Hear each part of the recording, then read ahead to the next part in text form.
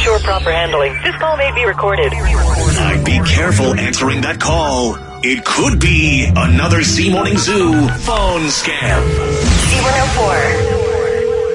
C104. Hello? Good morning. I'm calling to speak to either parent in the home, please. That's me. I'm Kelly. I'm the mom.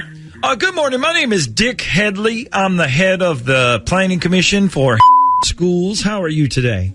I'm good. How are you? I'm great. So the reason I was calling is because now that we're quickly approaching back to school season, we've been calling parents directly to get their opinions on some of the ideas and options that we've created to get kids back to school in the fall. Do you have a few minutes for me to go over some of these ideas with you, kind of to get your opinion on some of them? Yeah, sure. I was actually just talking to my husband about this yesterday, saying that we still hadn't heard anything, and I was kind of feeling a little bit in the dark. Well, as you can imagine, we've been working very hard on different plans that we think will keep the students' best interest in mind. Now, what grade level will your child or children be attending when they return in the fall? We've got one kid going into third grade, and then the other one is a rising fifth grader. Okay, perfect. So let me go over the ideas we have this year for primary schools with you and then get your opinion then. Okay. All right. So would you be opposed to your children only attending school for 3 days a week instead of the normal 5? I actually wouldn't. All right. And now what if each of these 3 days was an extended school day that lasted approximately 12 hours? Wait, how long? 12 hours. So they would get to school at 8 a.m. and the school day would end at 8 p.m. Don't you think that's a little long for a school day for kids?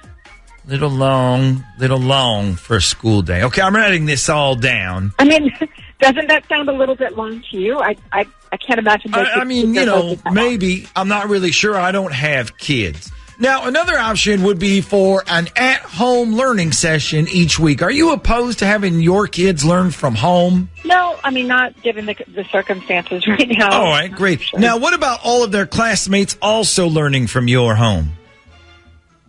From my home or from their own home? No, the entire class would be taught in your home. We're looking for volunteers. That doesn't even make sense. I mean, why would everybody come to my house instead of just going to school? That's kind of putting the burden on the parents, isn't it? Okay, so that's just a no on that one. How would you feel about an online educational curriculum? Well, I mean, yeah, I think that would be fine. I mean, depending on the size of the class and, you know, who would be conducting it. Well, really, it would just be your child, and then we would just basically have them watch a bunch of videos on YouTube. Mostly shows like the Paw Patrol, Bubble Guppies, that kind of thing. Okay. Does that sound, how is that educational? Well, Bubble Guppies is a really smart show. I mean, they sing about things like the weather and animals and feelings. Okay, but that can't pass as standardized learning. That's something that they could hear in the summer. Yeah, now that I'm thinking about it, you're probably right. I'm sorry, who did you say you were with? Are you working with the school board? Or yes, ma'am. I'm on the Planning Commission. And these are the best ideas you guys could come up with all this time? Well, no, there are others. Now, for example, how would you feel about a normal 5-day school week, but all classrooms would be outdoors? I mean, that sounds fine, right? But I mean, in December, when the children are going to freeze to death, how is that any better?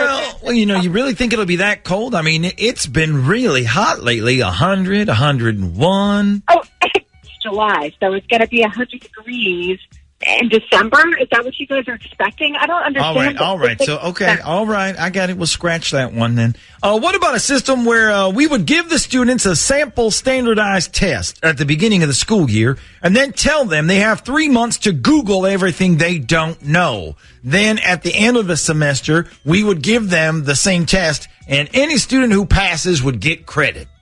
So you would give them the test, tell them to Google the answers, and then give them a different test? No, we would give them the same test. Well, that just sounds like cheating. I heard that you're just basically educating them to look things up. Now, isn't that essentially what learning is all about? Googling test answers so you can cheat? No. Are these seriously the best ideas that people can come up with? Now, here's an idea you might like. How about one where some of the students attend an overnight school? I have one about classes just being done through something called TikTok. I don't know what that is. And here's a scenario where all the kids would wear astronaut-type helmets. We have a lot of ideas going on right now. We have a lot of irons in the fire. This is insane. I'm sorry, but you better come up with something that's actually workable. With these ideas that you're coming up with, I'm starting to feel more and more like my kids are going to end up going somewhere else this year.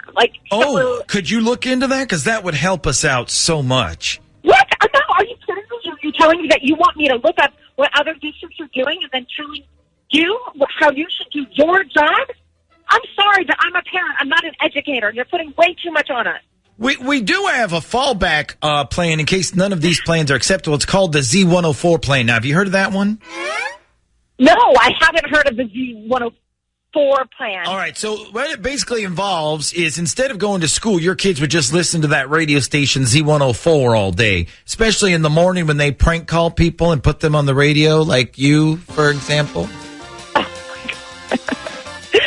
You are so mean. That is terrible. I'm sorry. Oh, my God. Listen, Cal, this is all fake. Your husband asked us to phone scam you.